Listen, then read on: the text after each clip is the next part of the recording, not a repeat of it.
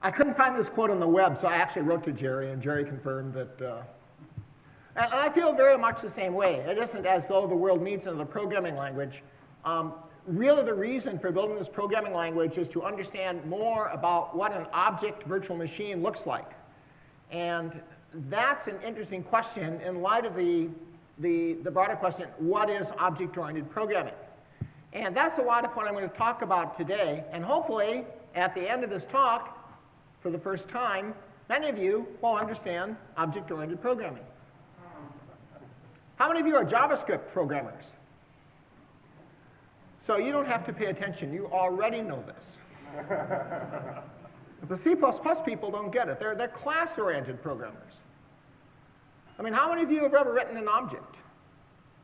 Any of the JavaScript people can say yes. But I mean, you know, we don't write this in C++.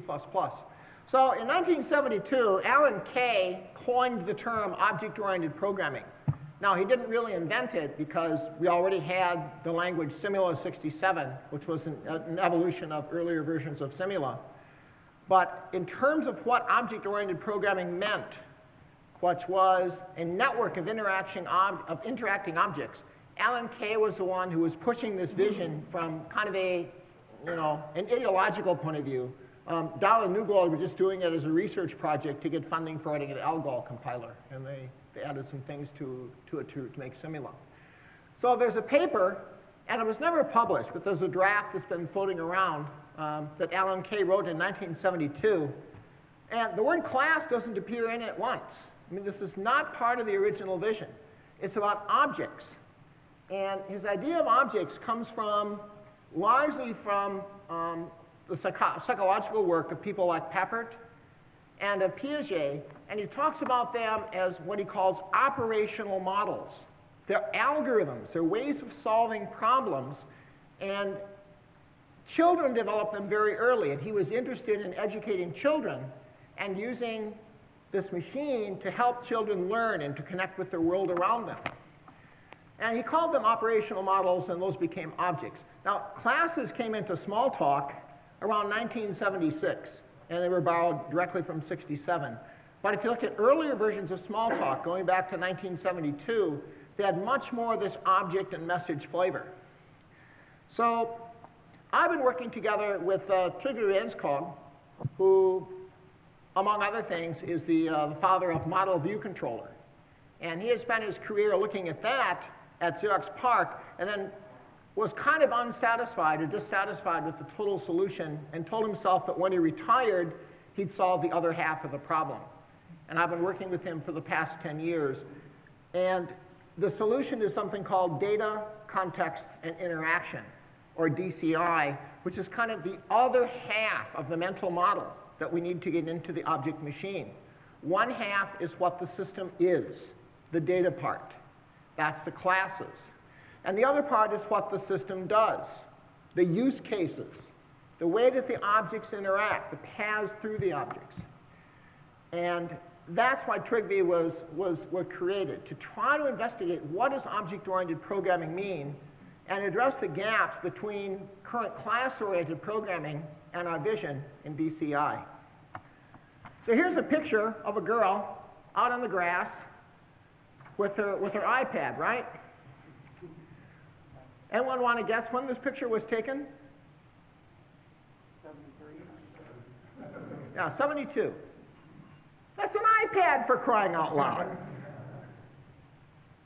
So, I mean, this was Alan Kay's vision of what he called the Dynabook. Now, this is just a cardboard mock-up, but he wrote a paper that described that all the technology was available at the time to actually build one of these things. And what he wanted to do was use these in contrast to what was called programmed learning at the time to enable children to learn. So Skinner was investigating how to teach children, but it's basically programming them. We're going to program the child. And so it's very much like teaching a rat to run a maze, or teaching a chicken to peck letters on a typewriter to be able to get a piece of corn. And he said a child is a verb rather than a noun, an actor rather than an object. He is not a scaled-up pigeon or rat. He's trying to acquire a model of his surrounding environment in order to deal with it. we'd like to hook into his current models or modes of thought in order to influence him rather than just trying to replace his model with our own. So this is the whole birth of object orientation, to extend the human mind into the computers and give the children a language by which they could extend their mind into the worlds around them. A very small language, small talk, which people would be able to program themselves. So this is from Kay's paper in '72. Now, another part of Kay's vision was that all you have to do is build a whole bunch of objects and they'll just interact with each other and the right thing will happen. And all we need to do is trust the individual objects, and if we put them into a big pool and they interact, everything will be fine. And this was the whole story that you heard at the Uppsala conference, which was kind of the big annual ACM orgy of the object people for years and years, and particularly the Smalltalk people. And Alan Kay, I haven't looked up this quote, but recently was quoted as saying there's only one object-oriented system in the world, and it's the internet. Everything else is just a class-oriented system. And I think this is where Trygve and I part company a little bit with Alan Kay, because there are still people who want to solve real business problems, and there's a lot of social context and tradition that gives us some insight into the use cases that we use to solve those. So we know there's a certain set of steps, a partial ordering of steps that are important, and these come into the code through an act we call design. So design is changing a problem into a solution. So it's not just throwing a bunch of objects together and kind of hoping for the best, but we need to be able to program the use cases. Now, where do use cases live? Well, and there are all those objects ending in ER, the manager object, the do it object. And if you look just at the metrics for your programs, where you have these God objects that are controlling everything, they have terrible coupling to the rest of the system. And they get really entrenched in what the rest of the system is doing. And furthermore, we have this ugly thing called polymorphism that we'll talk about here in just a second. But from a programmer's point of view, the way we want to view the world is that we're building a software system here in the laptop, and we have the user who is using something called a tool. So tool is the model view controller nomenclature for the thing that allows the end user to interact with the objects in the machine. Then we have objects in the machine, which we call the model. These come from the user's mental model of a particular entity. And these things are objects. And of course, for us in the C++ world, these come from classes. And then we have some things in between called views that present this model to the end user. Now, what I need to understand as a programmer to get business value is to understand the flow, the workflow that the end user goes through in order to achieve this. Now, for something that really doesn't have a workflow, like PowerPoint, I mean, it's perfectly suited to class-oriented programming, because I'm more or less dealing with one object at a time. If you view the view and controller stuff as being part of the hardware, then I'm just dealing with individual objects on the screen, like circles and rectangles and icons, and there's really no notion of a use case. But if I'm doing a complex business operation, it's an interaction between objects, just as Alan Kay foresaw, and I want to be able to understand that. So my goal as a programmer here, presume that model view controller is part of the hardware, is to be able to model how the user is using the system, to be able to understand the use case. And of course, what I want to do is have that in code, because I want to be able to understand the business logic in the code for reasons of evolving it, debugging it, and just making sure it works. If you can't understand it, the chances that it will work are very low. And this was a sin of early object-oriented programming, where we can't understand our code.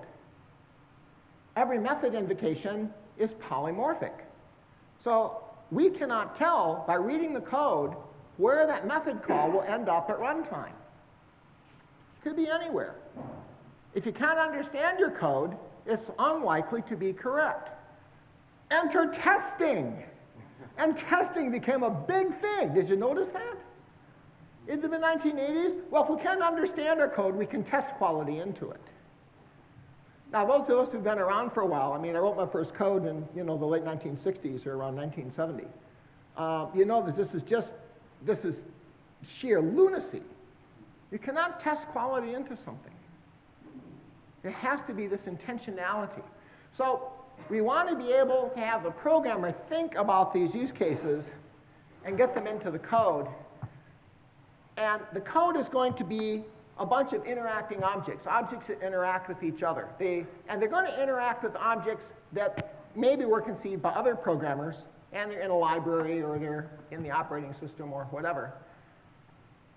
And for a given application, like your ACCU app, these objects are likely to have the same paths of interaction again and again and again. Now, the actual sequences will vary from use to use. So while the interactions are emergent, the form of the interactions is likely to be the same. So if we leave kind of a smoke trail behind the messages in the objects, we're going to find that there are well-worn paths, well-delineated smoke trails that describe how these objects interact. That is the architecture of an object-oriented system. Remember, an object-oriented system generates behaviors at runtime. The architecture is something we look at runtime. The architecture isn't in the classes. Those aren't the architecture. That's the blueprints. That's the scaffolding.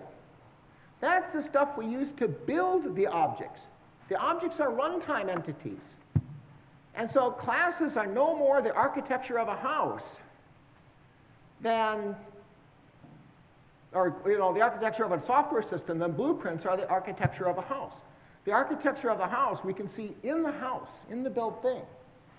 And so I need to be thinking about the runtime, about the objects. It's called object-oriented programming, not class-oriented programming. And we've been doing classes all these years, building the pyramid, say a Hail Mary, and hope it all kind of hangs together, and do a lot of testing. So this form of the interaction between the objects lives within no single object or class, unless I've created the God object, or the do-it object, or the ending in ER object. And then I might as well be doing procedural programming. I remember when first doing object-oriented programming back in the 1980s, we were told that a program is object-oriented proportional to the difficulty with which you can find main. Who told me that? I can't even remember. I mean, it's been so long ago. Okay? So objects, and Kay himself has said this. He said, we screwed up. Objects, they're an overly small concept. We should have been thinking of something bigger. And it's basically the revenge of the nerds so that each nerd could own their own class. We were talking at breakfast this morning. This has come back in a new guise called microservices, which you now pretend are independent and don't have to worry about any other microservice. I mean, what a bunch of crap. I mean, the semantic dependency between these things hasn't changed. And the fact that I'm sending messages instead of having the kind of binding we have through vtables in C++ doesn't change that. It's rearranging the deck chairs on the Titanic. It's solving the wrong problem. So what we're going to do is take this notion of these interactions, and in the same sense that actors interact in a play, we're going to write a script for it. So let's say we have a script for some use case called trip reservation that this software system is going to implement. These objects interact. Well, what kind of objects are they? Is it a male object or a female object? Is it an employee, a family member, Is it a travel agent? I mean, they're of many different classes, but they all interact with each other according to the same kind of protocols. So what we can do is say that the way that objects interact with each other is through their roles. And what we're going to do is for each of these objects, create a role, like a journey start, a journey end, a traveler, an airplane, a train. And it doesn't matter whether it's a train or an airplane, or it doesn't matter whether it's a travel agent or a traveler as the actual object, that is, with the given class. The interactions will be the same, and I can talk about those interactions and code them in real code that really compiles in these things called roles. So roles are a new concept. These are not abstract base classes. These are not Java interfaces, because they're going to be dynamically connected to the objects that play these roles in a given use case enactment. But we start by talking about the use case itself so that I can read the use case in code. The interactions are there. I can read them. They're all in the same place in the code. I don't have to worry about that poly word. I don't have to be jumping all over the place. These roles are played by real objects. And of course, there are very simple polymorphic interactions between the roles and the objects that play the roles. But they're basically getters and setters. They're basically data accessors. Very simple. They don't get in the way of understanding the code. So we need to teach the actors some scripts. So we have a whole bunch of actors in our system, say our reservation system, that are travel agents and airplanes and trains and so forth. And for a given enactment, we get out our script, which is, make a reservation from point X to point Y. And we have an object for point X and an object for point Y. And maybe the script knows how to go to a database and find out what possible travel options there are between these locations. And we teach of the objects how to play a role. So, a train object may just know its departure time and arrival time. It may not know whether there are seat reservations. That may be in another database. So what we need to do is teach that train object about the availability of seats on that train. We do this by having it play a role that can tie it together with the other information it needs to get its job done in this context. So all behavior happens in some context. A use case provides a context in which an object and its methods have meanings. So each context will comprise a number of roles. And where do I get these roles from? I mean, if you use use cases, these are just the actors in the system use case. This is directly translating from the use case into code. I want use cases in code. And I want to be able to read the use case right here in terms of the interactions between the roles that the actors are playing. I have a constructor. And by the way, I'm not going to be talking a lot about the syntax of Trygve. The syntax of Trygve borrows heavily on, sadly enough, on Java. Gosh, I hate Java. But, so why Java? How many of you have read Worse is Better by Dick Gabriel? Good news, bad news, and how to win big. I mean, it's worse is better. Java is kind of the ultimate computer virus. It's so simple that it's everywhere, and so I didn't want the language syntax to be an impediment to people picking this up and trying to learn it. So I went to the lowest possible common denominator I could find and chose Java. So what I'll do is I'll say this role, journey start, is played by this object, JStart. Now, this isn't a simple assignment, because journey start itself has some intelligence. There are methods in here that are methods that describe how the roles interact with each other. And I can just read off this script. Has anyone here ever done acting? This is like a play. These are cue scripts, right? So I'll have here the cue script for Journey Start that says, here's when you come in and say your piece. You know, after someone says their piece, you will come in and say your piece.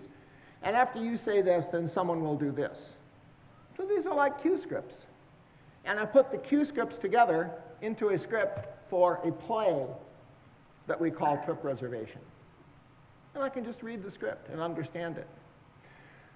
So how do I teach actors their parts? Right? You have to memorize your part. I mean, if you played Hamlet and you're Hamlet, I mean, you're not Hamlet. You have to learn to play Hamlet. You'll memorize the parts. The way we do this technologically, and I'm not going to go into the implementation details because they're a little bit different for each language, is it's like hooking Neo up to the Matrix. And hey, if Tiffany needs to learn how to fly a helicopter, we hook her up to the Matrix and download the helicopter flying program, and voila, she knows how to fly a helicopter. Or if the one needs to learn how to dodge bullets, we download the program for dodging bullets, and now that object has the ability to play that role. And then when we're done, I mean, we can garbage collect that knowledge and keep the object nice and pure again. So, I mean, no offense, you're not Hamlet. You're an object of some class. In object-oriented programming, good classes are dumb, dumb, dumb. They're just barely smart data. Why? Because intelligence comes in the use cases. And the use cases evolve at different rates than the data do. Now, architects know in building a building there's something called shearing layers. The different parts of the building evolve at different rates. So if I wanted to move that back wall, maybe I could do it. I could bring in a construction crew and move it. To change the carpeting, it's very easy. How about moving that wall, which is a load-bearing wall? Very expensive. These things evolve at different rates. And use cases evolve at different rates than the data. The data evolve very slowly. The use cases evolve like I change my socks. They evolve a lot. So it's stupid to put both of these things in the same administrative entity. This is just bad architecture. And this is what class-oriented programming does, is it mixes up the rapidly changing use case logic with the stable data logic and puts them in the same wrapper that we call a class. No, architecturally, I want to separate these things out. So here I do it. And you know, I download the use cases from the matrix when I need to, and then get rid of them when I'm done. Okay, you all ready for a test? We're going to have a test. Okay, pay close attention. I've written a little program here, and this is going to be the transcript for the output of the program. And I have 3 class hierarchies here, an orange, a blue, and a green. And what this program is going to do is instantiate objects from these hierarchies and then invoke a method on one of the objects, which will invoke methods cascading along the page. Okay, are you all ready? Pay close attention. So we start up the program. We instantiate an orange object. It runs a little further and instantiates a blue object. And it runs a little further, and we instantiate the green object.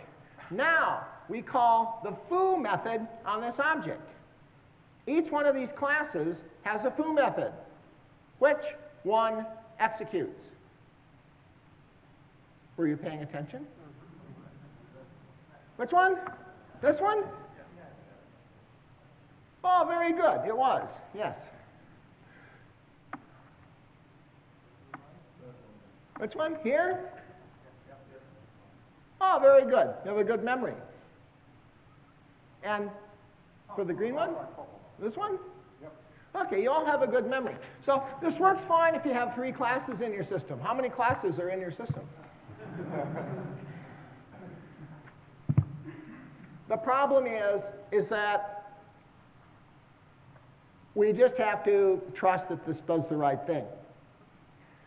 And so this is like building all those pyramids of objects and trusting that each one does the right thing and that the execution will be fine. Well, I could do a whole course based on old pop songs from the 60s and 70s. I mean, Stevie Wonder said, "You believe in things you don't understand, you may suffer." And this is believing in something that we really don't understand unless we can actually follow this through at runtime. I mean, where's the use case? That's what delivers value. We don't deliver classes. We don't deliver patterns. We deliver use cases. That's where the value comes from. And if we're about people, we say we're about interacting with people and meeting human needs, that's where their value comes from, is to be able to solve some problem with some use case. I mean, unless you're using PowerPoint. So where's the use case? Well, there it is. So we're going to pull out that use case code into the roles and encapsulate it in something called a context, because the execution makes sense only in a context. Now when we run the program, let's run it again here. Same program. We're instantiating the same 3 objects, except now these classes are dumb, dumb, dumb. They're just barely smart data. And now we'll say, run this use case. We hook each object up to the matrix. We connect it with the roles it needs to play. And now we just run the program. And it's very straightforward. If we need to read the code to understand it, it's all here. Now, you can do this in just about every other programming language, in any programming language. And if you're a very, very good C++ programmer, you can do this in C++, except you need to set up at compile time what roles all of the objects will play. So we need to look at the classes of the objects that will be role players and prearrange for them to play some role. And this is done with inheritance and templates. So it's a moderately advanced use of C++. And for someone who's an advanced C++ programmer, it's pretty elegant. It does lack the runtime binding. Any Scala programmers here? What does this remind you of in Scala? That's a trait. I mean, Scala looks like it was made for this. Any Ruby programmers? We use modules in Ruby. So we inject modules. And I'm trying to work with Mats to try to uninject modules. Right? So unhook the object from the matrix once it's done. I'll hopefully be meeting him in October again. You can do this in just about any other any programming language except one.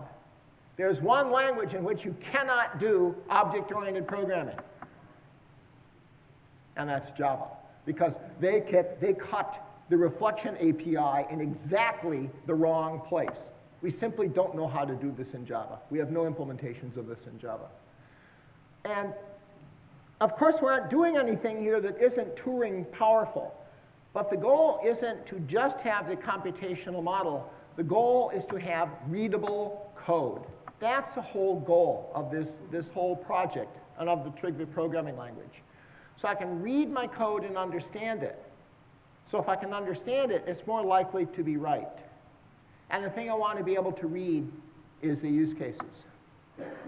These are system operations. We understand individual operations very well. And we use test-driven development. And this is my class, all mine. And I can use test-driven development to monitor the fact that the individual classes will work. I come into, I do a lot of Scrum training, and I ask the people, well, pull out your favorite JUnit test. If this JUnit test fails, what's the impact on business value? Do you know? And 4 times out of 5, they say, I don't know. So you don't know if this test even has value. We know it has a cost. So the existence of this test may be net negative value, because it has a cost to be maintained and run, but yet There's no business oracle for it.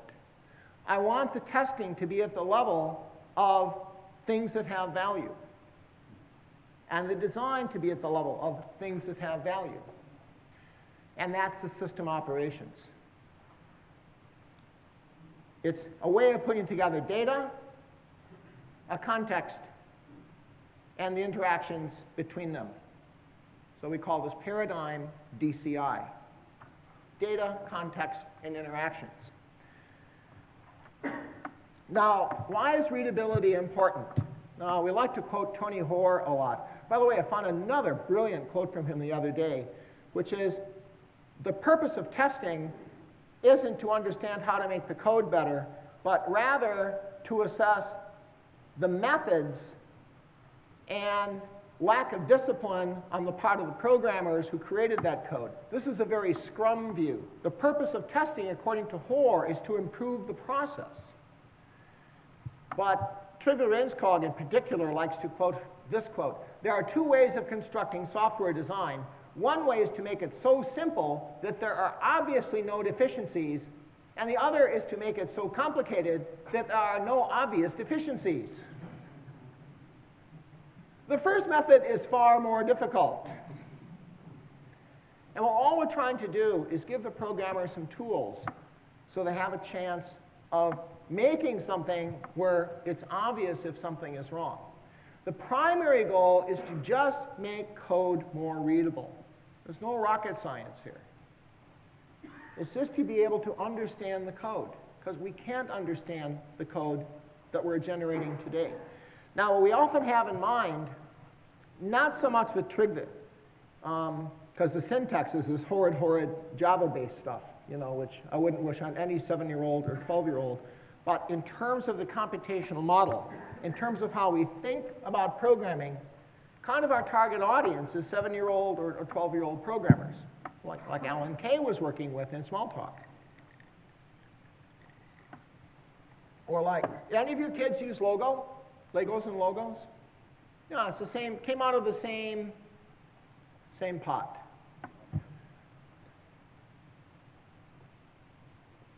So let me talk a little about the language here. So down here is Trygve, which I've been working on for just a little less than a year now. There's a couple of other DCI programming languages out there. One is called Marvin, another one is called Maroon. These are both done by another Danish guy, Rune van Sultoft. Marvin is based on C#. And basically, he's gone in and added some hooks to the C# environment to be able to extend the language, both its syntax and semantics, to be able to do these things with roles. Maroon, I don't know. And this is, of course, all these family trees are wrong. We know that, but they're still fun to draw because they, if nothing else, they elicit some good discussions. It's important to understand that Smalltalk originally was largely an object-oriented programming language until classes destroyed it in about 1976. And by the time we got to Smalltalk 80, I mean, all hope was lost. They didn't even get model view controller right. And if you look at the code written by Smalltalk programmers, most of them are doing class-oriented programming. I mean, you can write C++ in any language. Self was a noble attempt to try to do something a little less classful. JavaScript borrows a lot from Self, though it's also in the C tradition. We have some strange languages over here, like awk and Perl, and they're fine languages, they're just kind of outside the scope of what I'm working with. A lot of C++ people here, which kind of gave rise to C#, which is very much like D. I have a really hard time splitting hairs between C# and D, from a computational model point of view and from a language semantics point of view. I'm not terribly interested in syntax, which is why the Java syntax doesn't bother me too much. What I borrowed from Java, first of all, I mean, these are class-oriented programming languages.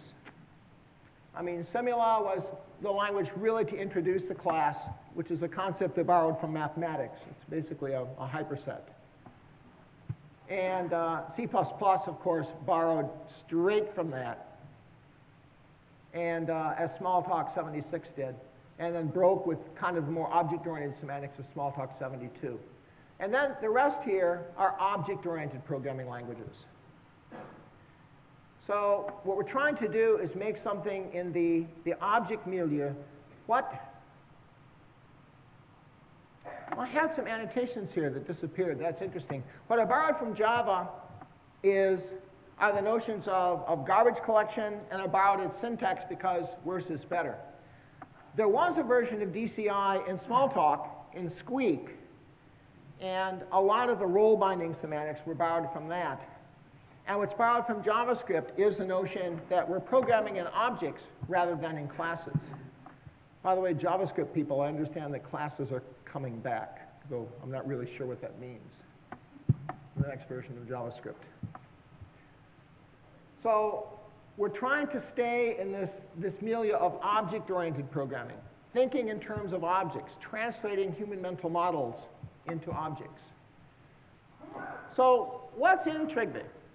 I mean, at a casual glance, it looks a lot like Java. There's a couple of new concepts. Of course, contexts and roles. A context is kind of like a class. It looks like a class. It can have methods like a class. What makes it different than a class is that inside of it we have these roles, and the roles will be hooked up with objects at runtime. And then, of course, the roles are a new concept in themselves. And I mean, you can kind of think of them like Java interfaces syntactically, but they're much more dynamic in the way that they attach themselves to objects and detach themselves from objects at runtime. And we do this on an on-needed, as-needed basis. The goal is readable code. The system use case steps are demarcated along role boundaries. So these are like, actor boundaries or the natural boundaries we find in UML. We have the same demarcation of interaction between objects. When we start up a new context, it will choose the objects, which we call role players, for each role. And this is a one-time binding per enactment of the use case. So many forms of object can play each role. Many forms, polymorphos. So this is where the polymorphism comes from. But it doesn't disrupt the main use case flow. It's only disrupting how we access the data of the object, which is very straightforward. And this matching from a role onto its role player is duck typed through an explicit contract specification. So Trygve is a strongly typed language for some definition of strongly typed. I mean, for some definition of strongly typed, C++ is a weakly typed language, and Smalltalk is a strongly typed language. And Trygve is certainly strongly typed in the Smalltalk sense, but it borrows a lot, from Java or C++ in terms of keeping yourself from shooting yourself in the foot. With a lot of compile time type checking. The role players, as I said, are dumb, and the role instant contracts should be very simple and primitive operations. There's only two building blocks, well, kind of, in Trygve. Everything is either a declaration or an expression. There's one value. What do you think the value is? Any guesses? Very good. It's null. Null is a value. But everything else is either an expression. So if statements are an expression, they have a value. What's the value? It's the value of the last expression to be executed. Same with loops. Same with just about everything else. Methods are declarations. Classes are declarations. The parser will swallow most naive Java syntax. The context encapsulate use cases. It's mainly a collection of roles that interact with each other and a way of hooking up the roles to objects. We still have classes. These are the domain model. So for those of you who do DDD, domain-driven design, I'm still going to use classes as the way I encode the data structure, the way that I get domain modeling into the code. It's kind of the actor DNA. It classifies objects how they are built, whereas roles classify objects by how they act. So now we have two tops. An old friend of mine, Dennis de Bruller, said the complexity of a system is proportional to the number of distinct, meaningful tops of a system. So we're able to express complexity here in a much more convenient way than we can with something that just has classes at the top. Just a very quick snippet of Trygve code to let you know that there's more here than meets the eye. So here's a method called fact for factorial. Looks like a standard C++ function or Java function. Int retval equals 1. What is 1? It's actually an object. It's not a value. Like I said, the only value is null. And this causes some surprises, which we can talk about later. If n is greater than 1, then retval equals n times fact of n minus 1, return retval. So you can write this. It will work. But kind of the more orthodox way of writing this is return if n is less than or equal to 1, then 1, else n times fact of n minus 1. Because if is just an expression. Now, what does this do? This gets rid of a lot of identifiers and a lot of assignments, a lot of binding of identifiers to objects. In the end, just about everything can become an expression. States cease to exist. Now, why do we need states in object-oriented programming? You all learned in school that an object is something that has identity and state and behavior. Why do we need state? To debug it? It offers an opportunity to have to debug it, which you don't need to do if you can read the code, like an F# or something. Things just flow. You just read the code like you read the wiring on a circuit diagram, and you know what's going on. And that's how I can treat code like this. It's just like reading the wiring on a circuit diagram. The only reason we need states is to remember that something happened in the outside world. Someone pressed a mouse button, someone typed a key.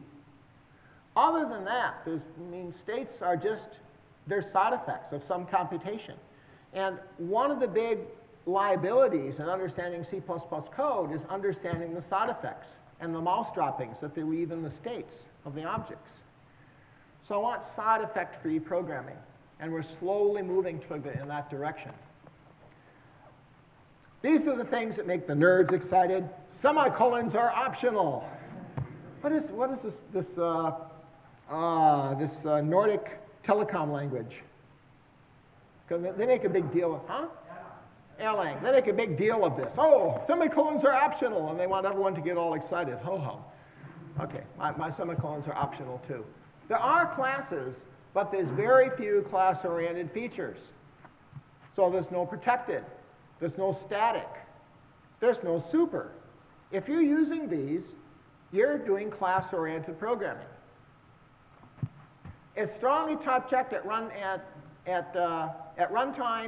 and roles are duck-typed.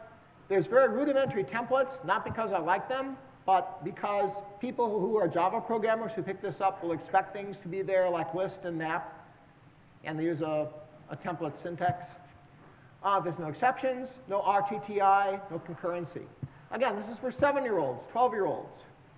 Concurrency has no business being in a programming language anyhow. It will be wrong, because there are so many right ways of doing it. If you pick one of them, it will be wrong for 90% of the audience. Exception handling is go-tos on steroids. It shows a lack of discipline most of the time. RTTI is class-oriented thinking. I'm not doing object-oriented thinking anymore. So it's a stepping stone to side effect-free programming. States make it difficult for a role player to play several roles. I mean, just think, can you play several roles at a time? You can't, unless you're psychologically schizophrenic. There's something called your consciousness, and this concept of the I, and there's only one you at a time, and it's tied up in your role. And so we carry this concept through to the objects. And this is enforced by the environment. And a lot of this is helped by having stateless computation. Now, I told you a context looks a lot like a class, and that means I can instantiate one. I can use, it creates an object, a context object. Can that object play a role? Well, sure, why not? If I have context, why do I need classes? I mean, the classes are just kind of smaller contexts. Classes disappear. We really don't need classes. They never were part of the OO vision. They're the nerd's revenge.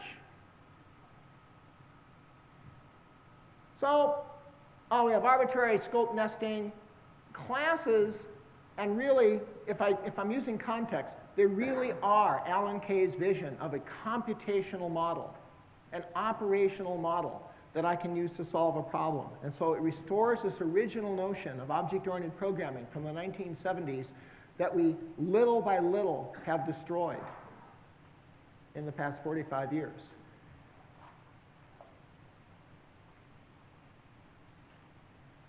Now, that said, there's this movement, and I saw Russell talking on Facebook or somewhere about there's this whole kind of classless movement. Let's not throw the baby out with the bathwater.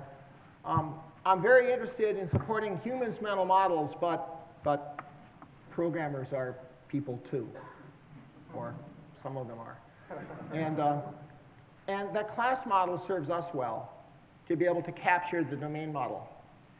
So I'm not going to throw out classes. They're at least part of the learned business mental model, and they're certainly part of the programmer mental model. So there's kind of this classless movement you'll hear about here over the next week at this conference, and I think it's basically just a fad. And it comes out of some dissatisfaction with how languages have implemented classes.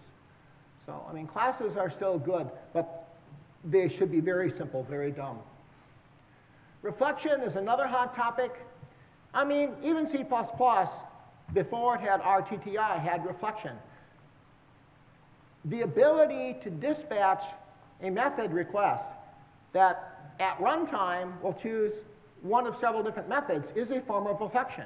It's the object deciding how to handle a request for service, and it will look inside of itself and say, how do I implement this method? I will implement method X. So even that is reflection already.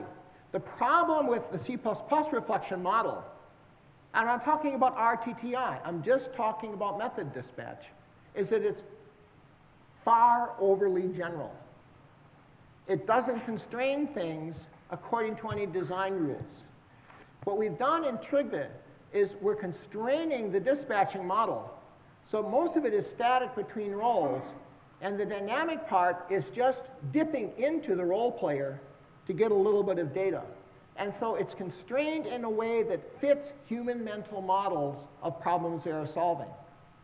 It's much more constrained and therefore much easier to reason about and much more powerful. And now we're talking about increasing reflection. I mean, this is a Turing machine of types, and I think it shows a lack of design discipline in the articulation of a paradigm. I talked about this in the keynote I gave at Splash in 2013, which is on the web, the Reflections on Reflection talk. So last slide here. And this is kind of a, oh, yay for programming languages, and we're a programming language crowd. And I mean, everyone wins here. We both have cognitive and volatile models in the code. Cognitive are the static part. Volative are the dynamic part. And it organizes rather than suppresses complexity. And of course, for you programmers, it slices the shearing layers so I can, if I want to add a new use case, I just add a new use case. I write it as a context, and it can use the existing classes. I don't have to edit any existing object, any existing class. So it's exactly the right model in terms of evolution of use cases. I've reduced discovery cost, which is the other side of that same coin, and separates rate of change shearing layers. But what's not written here, and what I think the bigger win, is that what the DCI community and the Trygve community is trying to do is get a much closer match between the human mental model, or the child's mental model, and the way they express that mental model in trying to interact with and learn about the world around them. Object orientation grew out of a context that was fundamentally human and fundamentally about individuals and interactions, not processes and tools. About software that was simple enough in Smalltalk that it worked. Working software, not comprehensive documentation.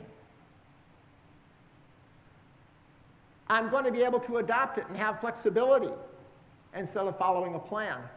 And I want to adopt the end user mental model, that of my customers, of their use cases, rather than doing something that's technology and owes to some kind of method. So for those of you who are listening carefully, this is right square in the middle of the Agile Manifesto, which is basically those 4 principles. So there's something very deep and powerful going on here in terms of what we are as human beings interacting with our computers and trying to teach them how we think and allowing them to think along with us and to serve our needs. This is what object-oriented programming was designed to be by the person who invented and named it. And I think with careful thought over the future, we can evolve our programming languages and our styles of programming to incorporate more of this. Thank you very much for your attention. That's the end of my prepared material. I think I'm at the end of my time box. I don't know. I'll leave it up to the coordinator here whether they want to take a question or two, but you can always catch me at the break. Time for a couple of questions? OK, good. Couple of questions.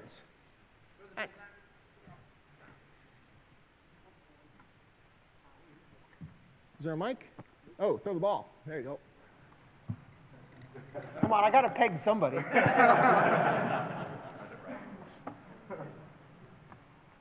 One over here.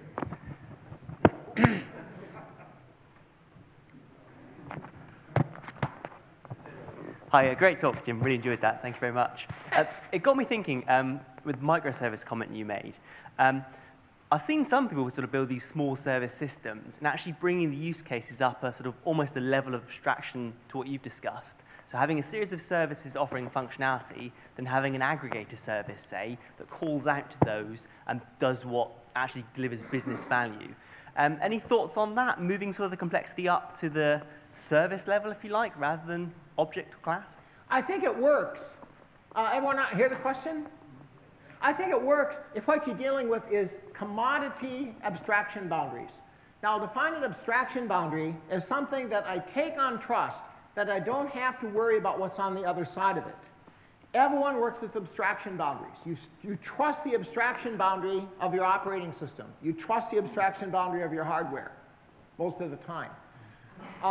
If those are abstraction boundaries, then I'm with you.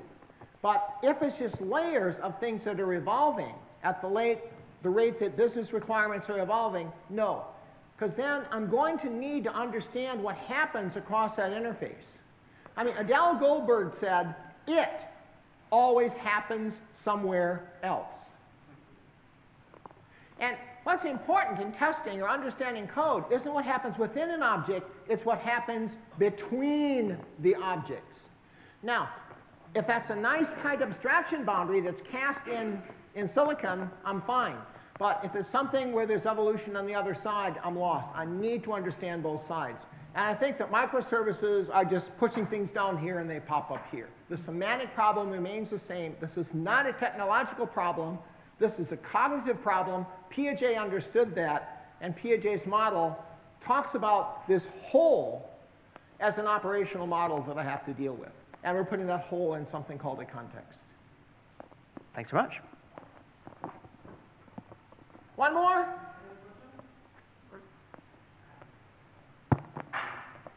Here you go. See if you can hit the camera. Yay, OK. So you say that the new Trygve language is an object-oriented language, but for me it sounds more like a functional language, sort of.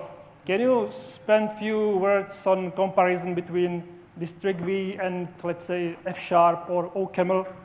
OK, beautiful.